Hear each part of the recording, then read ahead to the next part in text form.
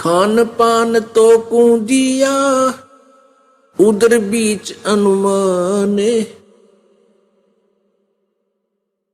तिस समरथ की बंदगी अब भूल गया शैतान। अब परमात्मा हमें याद दिलाते हैं कि तू इस काल के झूठे सुख को सुख मानकर परमात्मा से दूर हो गया। झूठे सुख को सुख कहे ये मान रहा मन मोदे, ये सकल चबीना काल का कुछ मुख में कुछ गोदे। परमात्मा कहते हैं तुम इस झूठे सुख को सुख मान रहे हो, संतान होगी, संपत्ति होगी,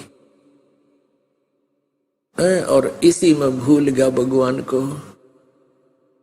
पुण्यात्माओं, जब तक परमेश्वर कबीर देव जी की ये वाणी आप नहीं पढ़ोगे और इसको बार बार रिपीट नहीं करते रहोगे, ये तत्व ज्ञान नहीं सुनोगे, तो आपके ऊपर फिर पत्थर पड़ जाएंगे आपकी बुद्धि पे, जैसे पहले पड़े हुए थे।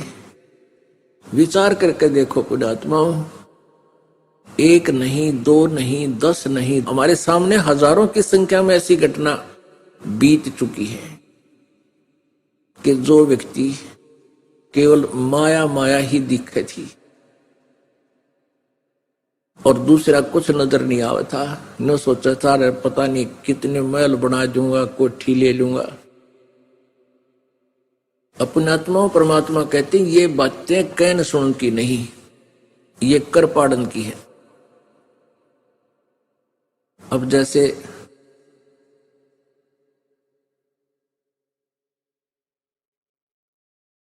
परमेश्वर हमें याद दिलाते हैं, साथी हमारे चले गए हम भी चालन हारे, कोई कागज में बाकी रह रही तात लगी है वार। अब किसी की मृत्यु हो जाती तो हम ये सोचते हम अभी नहीं मरेंगे, वो मरने वाला भी यही सोच रहा था, जिसकी मृत्यु होगी उसकी भी यही सोच थी।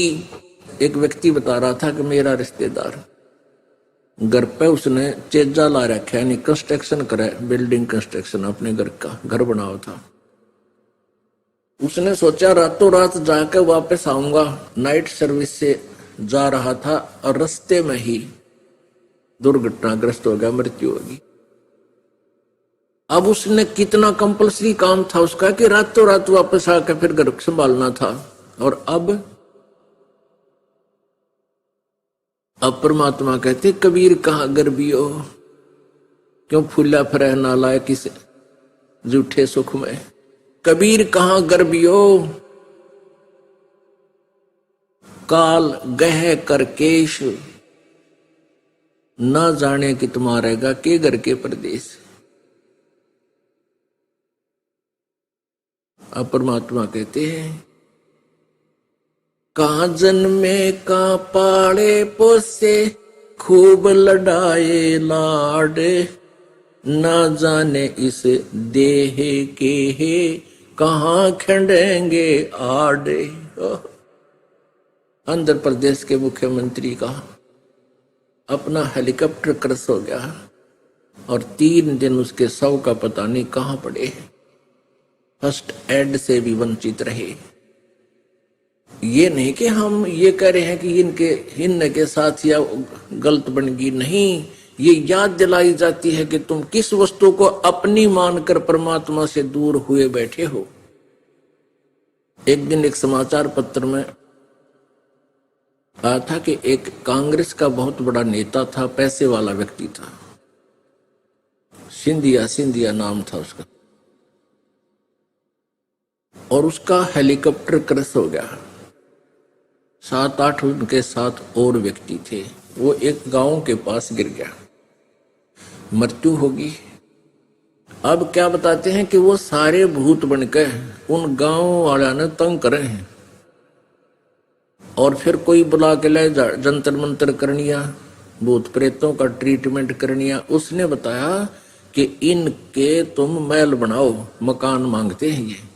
एक चबूतरा बनाया 10 बाई 20 का, और उस पर छोटे छोटे ये 1 फुट बाई 9 इंच गहरे, 1 फुट ऊंचे और 8-9 इंच चौड़े, और इतनी वो ईंट सी ला दिया करें। वह उनके फिर महल बनाए कि अब इनके महल बना दो। फिर उसमें लिखा था कि वो महल भी बनवा दिए उनके, वो मकान बना दिए जैसे माता की 4 ईंट ला दिया करें ऐसी खड़ी खड़ी। वो क्या लिखा था कि अब भी वो गांव वालों को सता रहे हैं। पुण्यात्माओं, यह बिल्कुल सच कथा है। इस काल के जाल को परमेश्वर बिना कोई समझा नहीं सकता, जब कोई कह देता आगे बढ़ा नहीं सकता। ये ऐसा जालिम है, ऐसा जुल्म करवा देता है उस प्राणी के ऊपर जिसने जरा सी भी जुबान खोलने की चेष्टा की इसके विरोध में। और परमेश्वर कबीर जी की आड़ में इस दास ने आज 15 वर्ष हो गए इसकी छाती पर दाल दलते ने, और इसने खूब अपनी तरफ से खूब जोर लगाया, क्रोथा कांड करवाया। कोई बात थी या? केवल सच्चाई कहने से ये इतना चिढ़ता है और पता नहीं के कुकर्म करवा डालता है। लेकिन समर्थ का सरना गहो रंग होरी हो, कबू ना हो एकाज राम रंग होरी हो। हमने समर्थ की शरण ले रखी है, और शरणागत को समर्थ पूरी सुरक्षा देता है। तो पुण्यात्माओं, ये बातें भी याद रखने की है। अब आपका दोष नहीं, आपके 3 इंजेक्शन ला रखे इस काल ने, एक रजगुण और एक सतगुण और एक तमगुण। इन तीनों इंजेक्शनों का आजीवन असर रहता है। और ये कबीर परमेश्वर की जो वाणी, ज्ञान, तत्व ज्ञान, ये मंत्र, ये एंटीबायोटिक हैं इस काया काल की माया के भांग को के नशे को उतारने के। ये एंटीबायोटिक है। तो इससे ये फिर इनका प्रभाव कम होता चला जाएगा और परमात्मा की याद बनी रहेगी। और याद बनी रहेगी तो भक्ति भी करेंगे अपना।